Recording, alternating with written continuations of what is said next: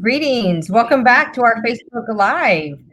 Thank you so much for joining us again today. I have the great pleasure of introducing Dr. Georgianne Ward and Jessica Razzo, who is our guest for the honors program. And so without further ado, I'm going to pass it on to Dr. Ward so that she can give us a little bit of information about the honors program, the great things that they do, and definitely want to talk to an actual student, a product of the honors program who is in law school, to give us, just let us know a little bit more information about her journey in terms of how the honors program really impacted her life. So we appreciate both of you being here with us. Georgianne, go ahead. Yeah, well, thank you, Dr. Moreno, for inviting me tonight. I'm excited to be here because we still have space available in our honors classes for fall. If you're in an honors class, then you're in the honors program, and it opens up a wide range of opportunities for you, from scholarships to academic opportunities, cultural events, social events, and service events. So all of our classes in the fall are going to be Lee Streams classes.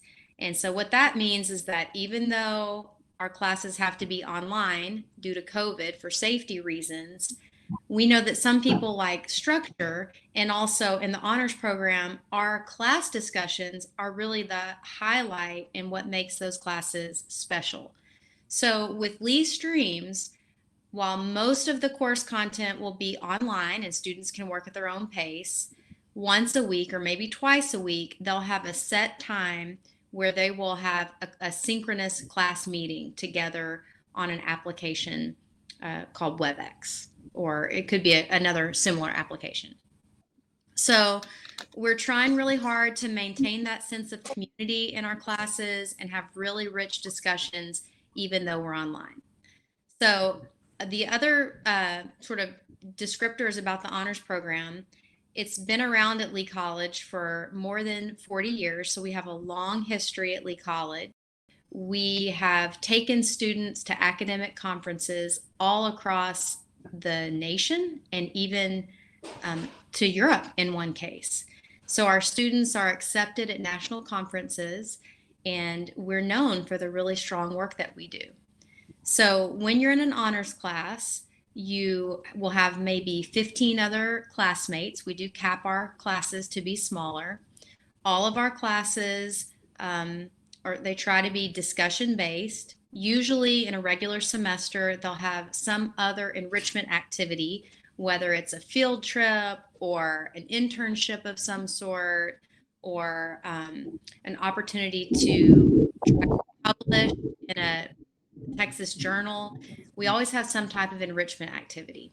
So the honors program, it's just specialized courses with small numbers where students have great discussions, get to know their professors, get to know other people in the honors program, and really build a sense of community and also their resumes, to be honest.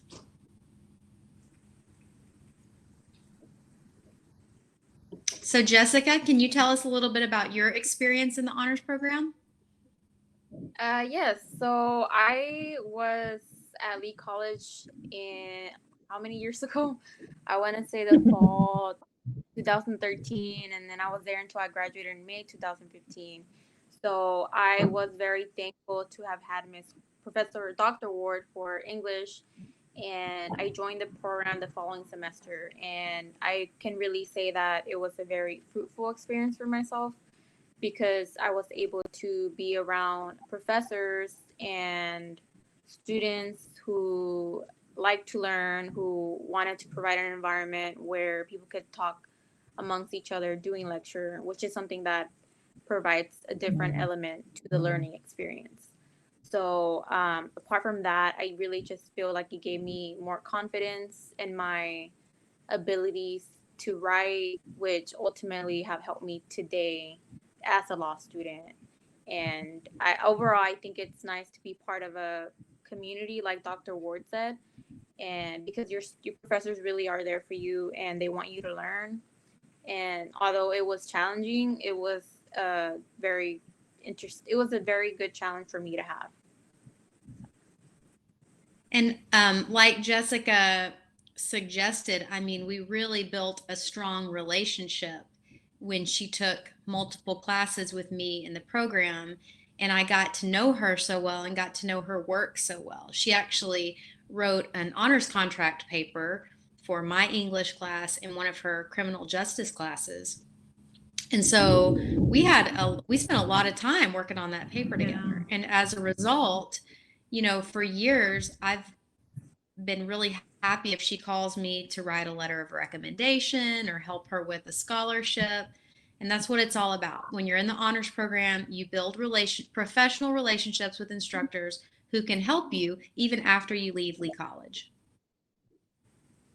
Definitely. I'm so thankful for you because I've known you for such a long time now. And anytime that I ask you for something, I mean, you're always there. And I mean, we met for coffee once, and I think it's nice to have that relationship, even though, it's been so many years. And I think that's something that students miss out on.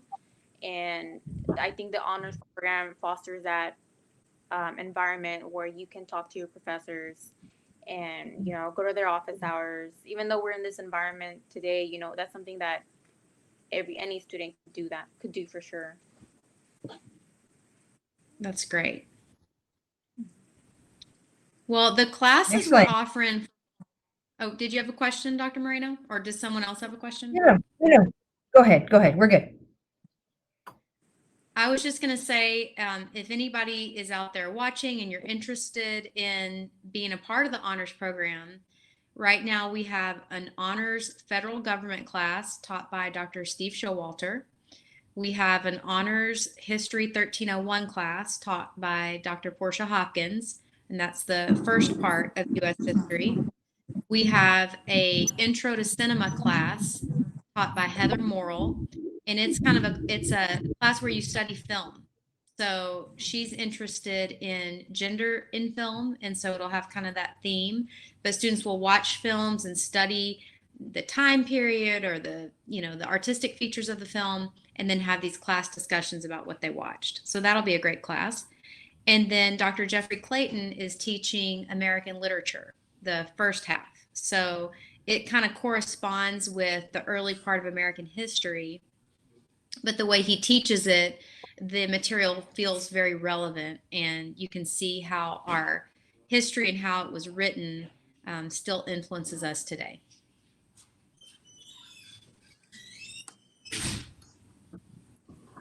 Excellent. Thank you so much. I do have some follow-up questions. You already touched up on when the classes are going to be held this fall.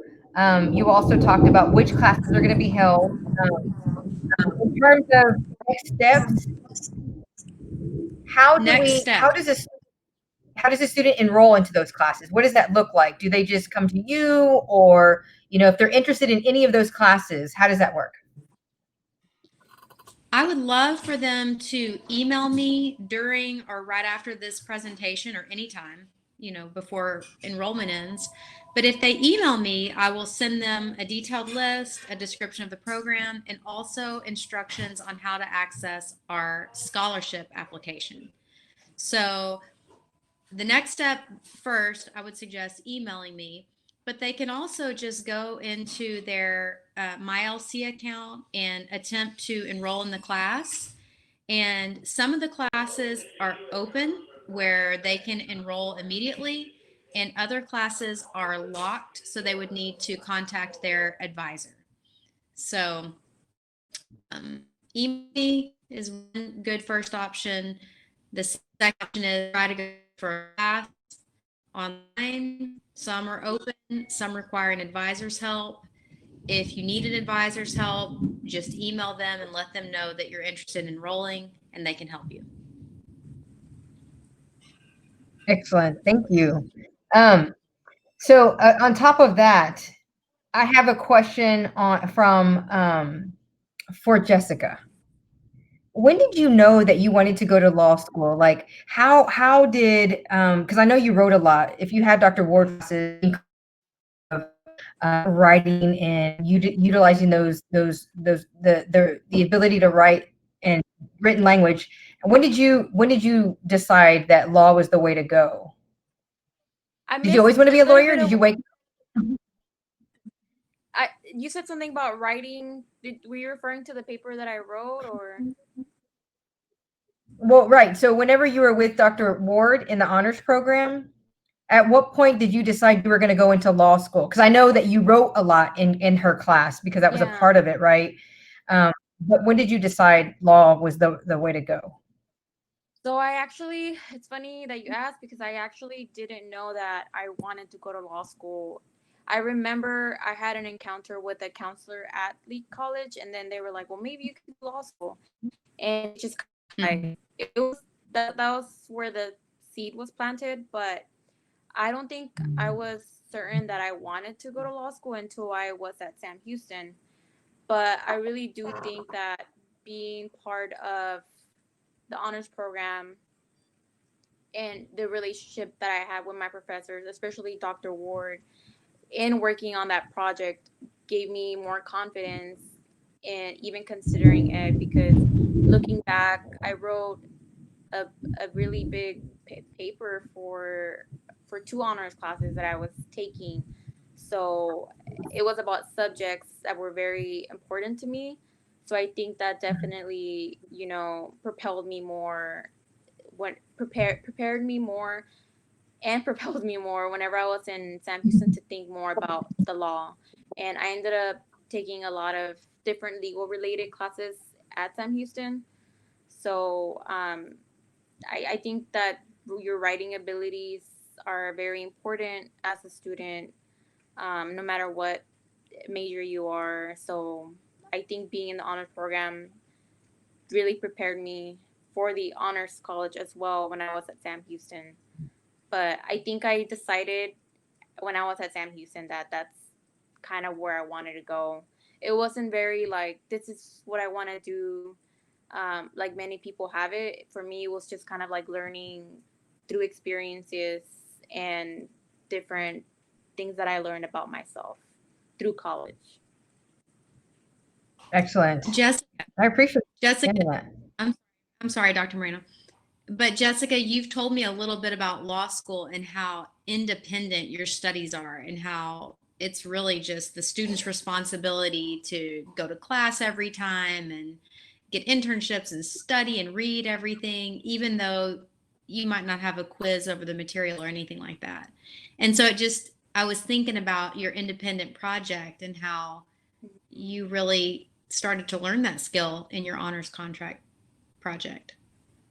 Yes, for sure. I mean, I think we had this discussion how you said that sometimes students would start an honors contract, but it was hard to complete it. And I think that initiative that I showed, which was hard for me at that time. I was 19 years, I think I was 19 years old, I mean, I'm 25 now. Mm-hmm. So at such, like, I was a lot younger in my college, but it definitely is the same thing that you need to do when you're in law school, or even any graduate program, because you don't have the same level of supervision as you would in other courses. Law school is a marathon, you have classes every single day, but you're tested at the end of the semester, and that's more to prepare you for the bar exam. So it's Wow. intense, but I do think that project helped me discipline myself, and at the end of the day, you feel very happy to have completed it. And I didn't even say this, but that contract paper that I wrote, I even did a present about it now in Sam Houston. So I was able to show that I worked on Lee College for a symposium that I worked on at Sam Houston State. So I wouldn't without completing it at Lee College. So that was nice. That's awesome. Mm-hmm. Yeah. Thank you for sharing that information with us. I mean, it's really good to see a face from the community that has gone through first of all, Lee College, and has completed all of your, requirements to transfer, going through the honors program. It's been a benefit to you. It's molded you into a student and who you are. And I say being able to learn about your journey, because we hear it, no offense, Dr. Ward, but we know you're always going to dote about your great program because you have a phenomenal program and it's proven, but it's also great to hear from an actual student who's experienced the program and the benefits that Dr. Ward has brought to Lee College with her efforts in the honors program. So I don't know if we have any questions as of yet. I know Chris has. Go ahead. Go ahead. So I want to change hats for a second and ask a mother of a student question, because that's another role I play. I see that Goose Creek students and I think Liberty students, is that right, have partnerships to attend Lee College for free in the fall. What is the process for a student to get that tuition for free? So similar to this summer, the process is the student needs to be a 2020 graduate from either GCC ISD or from Liberty ISD. And from there, the student is going to be required to fill out a financial aid application for the 2021 school year. And the student needs to be registered for 12 semester credit hours. If financial aid is available for the student, financial aid will cover the cost of it. And then if a student does not qualify for financial aid, Lee College and their respective school districts will cover the cost of it. So that's essentially how it is. But the students are required to go 12 semester credit hours. We're working with students about this because we definitely want to be very cognizant of 12 semester credit hours your first semester during a pandemic with COVID. We are offering resources everywhere to ensure that students do feel comfortable doing online learning, remote learning, their first semester into college. And by last week, we had the Support Learning Hub, all the remote services that we're offering. We have courses that have supplemental instructors in it. Dr. Ward, you know very much about supplemental instruction and how great it is. And so we have those classes that will provide additional supports. We have tutoring because we don't want students to stop going to school because of a pandemic. We want to make sure that there is uninterrupted progression over to education, Lee College specifically, and we're here to provide all of those services. I see that they had put on there on the thread, you'll see that Dr. Kaufman has put on there about the Track 2020 program to give you more information and details, so you can click on that link. Sarah Tidwell is also our counselor who works directly on the counselor at lee.edu to make sure that all of your questions are answered. So if you have any questions, please feel free to email her, and we'll be willing to help all students. Just keep in mind that we are open for enrollment. We look forward to having students come now. We're registering students, getting students in and prepared for the semester. We are offering the Lee Streams courses, as Dr. Ward had referenced, and we also have some hybrid courses for courses that require lab. Those hybrid courses are going to be, they're going to have smaller classes that are going to be broken up so that students are able to socially distance. We are considering all of we're considering all of the measures and the responses from the state, as well as from the Cord Board, as well as from the county. So there's several factors that are in to ensure the safety of our students before we bring them on. Currently, we're still remote. We're all working remotely to ensure the staff and more importantly, the safety of our students, to ensure that we don't spread COVID. So we are working remotely. We have not stopped working since we've been remote actually in advising center since March 16th. So we offer Blackboard Collaborate meetings where we're able to share screens, show your degree plans. We also are offering phone calls if that's easier for you, as well as email advising. So trying to all students in the best way, in the most comfortable way possible. So we're here to serve. Maybe Jessica, you're still in law school, so you had to make this transition too. What advice do you have for students who would prefer face-to-face, but they're in the online environment and still want to succeed? How can they succeed? Yeah, so I'm going through that as well. I think that the piece that we can find in this is that a lot of us are going through it. But what I would suggest is, apart from the basic things like making sure that you have a good environment, even if it's just a small space for you to be able to concentrate when you're at home. Make sure to maybe make a group chat with like people who are in your class. Um, more your see if you can schedule Zoom meetings. I'm not sure what Lee College is doing, but for us, we're doing live Zoom lectures. So it's basically the same thing, but everything's remote, and we're doing those live lectures. But I would say just stay engaged. Just make sure to not lose that sense of community by reaching out to classmates, um, and just reaching out to your professors if you have any issues, because ultimately they're there to help you. And it's very hard transitioning to this environment. I'm still having issues with it, but what I found is that you have to find the motivation to emulate as much as you can the environment that you would have in your own home, even if it's, like, you have a little desk and this is where you're going to do your homework. Because sometimes, I've seen students who will be in their classes from their bed, and I feel like if I did that, I would probably fall asleep or something. So you just have to do what works best for you. Maybe students can do that, maybe other students can. So you just have to be realistic with yourself. I make coffee every morning. Like, I get up and I make coffee, and I was like, this is how I'm starting my day. So I don't know. You just do what you think is best for you, because we all have different needs. We all have different home environments, and all we can do is try to adapt as much as we can. So, Dr. Moreno, is there any space on campus where a student could have access to a computer for these kinds of lectures? Currently, there are not spaces. We are working on trying to get spaces available as soon as August 10th. Once we have labs that we have determined that have the capability of protection, social distancing, whatnot, we definitely want to be able to provide access for our students. That has been a huge concern, I think, across the nation, access, and we don't want any student to feel like they cannot have access to take. We do have loaner laptops.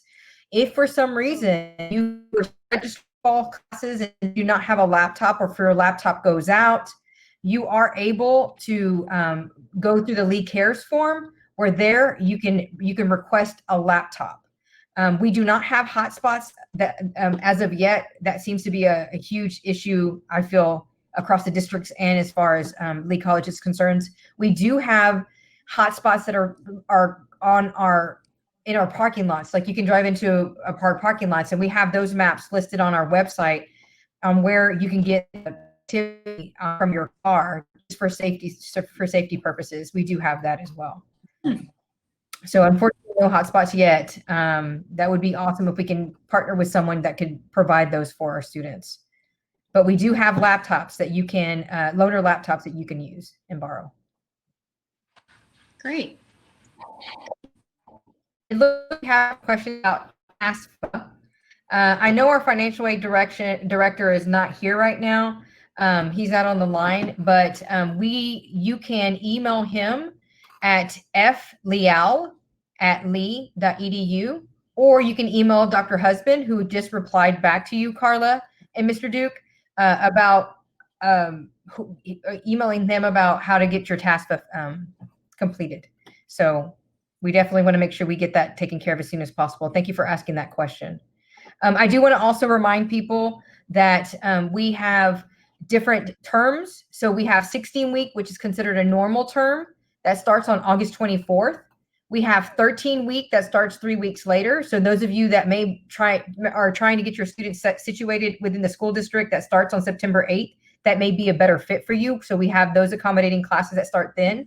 We also have 10-week classes that start later than that, and we have 5-week classes. So there's a different types of levels of classes. Also, we have December Mini. I don't want to forget about December Mini. All of those classes are open now for you to register. So please feel free to get online and register. If you have any issues or concern, you can email either counselor@lee.edu or myself, Moreno@lee.edu. so that we can ensure that you get exactly where you need to be for this upcoming semester. I understand that there are some concerns about the different types of modalities and how we're teaching classes this semester, but we're here to serve you and here to help you as much as we can.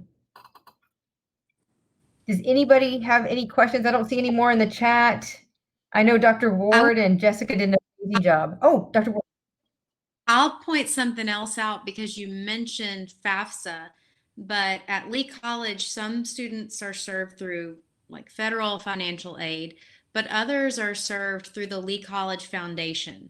And so those are scholarships that are more local, that local donors have made to the college. And it's a very straightforward process to apply for those. So if you're maybe not eligible for federal aid or something else, do go to lee.edu/foundation and you can apply for the more local scholarships. And, don't think because they're local, they're not significant. They are significant dollar amounts. Thank you for that. It looks like Carl also went back to Carla and Mary Crease's question about TASPA. Just please read that. The TASPAs are now being processed. So hopefully we'll be able to get more direction from our director by the end of the week. Laura Laredo. Hey, Laura, good to see you. Do impact students need to complete FAFSA? If they're current impact students, they cannot complete FAFSA. But if they're graduated to start in the fall, they do need to, as graduated seniors, meaning like they're no longer in high school, they would have to complete the FAFSA. So I hope that answers your question, Laura. If not, email me. Excellent. Anybody else have any questions? I really appreciate y'all coming. Thank you so much. It was great having y'all, especially during the storm, which looks like it just now cleared. So if you heard a lot of thunder and saw lightning, that was exactly what we were dealing with. So my apologies if there were some delays. Aside from that, I guess we'll see all of y'all next week. Same time, same bat channel. Although right now, starting at 6:30, those people that are interested in doing or going into an industrial or technical field, we're about to have a WebEx meeting that has been promoted on the website. So you're more than welcome to log into that. That starts at 6:30 with faculty, financial aid specialists, advising, counseling. We're doing a collaborative meeting with them to talk about the programs. And then on Thursday night, we have our allied health programs, which is kinesiology, pre-nursing, nursing, as well as health information technology and addiction counseling. So we will then have faculty with them as well as their financial aid specialists, advisors, and counselors. So please tune into that. They have that on the website for you all to see.